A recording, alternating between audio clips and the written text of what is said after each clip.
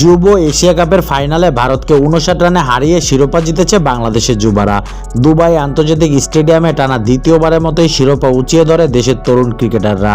শিরোপা জয়ের পর সোমবার রাত 11টায় হযরত শাহজালাল আন্তর্জাতিক বিমানবন্দরে পা রাখেন দলের ক্রিকেটার সহ কোচিং স্টাফের বাকি সদস্যরা। পরে উপস্থিতি গণমাধ্যমের সঙ্গে কথা বলেন যুব এশিয়া কাপ জয়ী দলের অধিনায়ক আজিজুল হাকিম তামিম। ট্রফি পাশে রেখে সেখানে অধিনায়ক তামিম শোনালেন পরবর্তী গন্তব্যের কথা।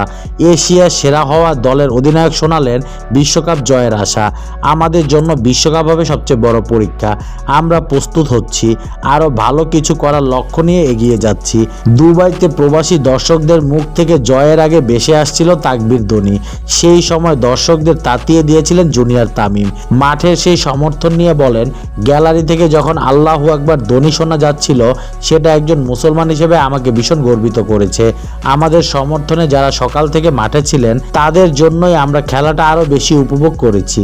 এশিয়া কাপ জয় ট্রফি তামিম উৎসর্গ করলেন দেশের জন্য। এই ট্রফি শুধু আমাদের নয়, পুরো দেশের জন্য।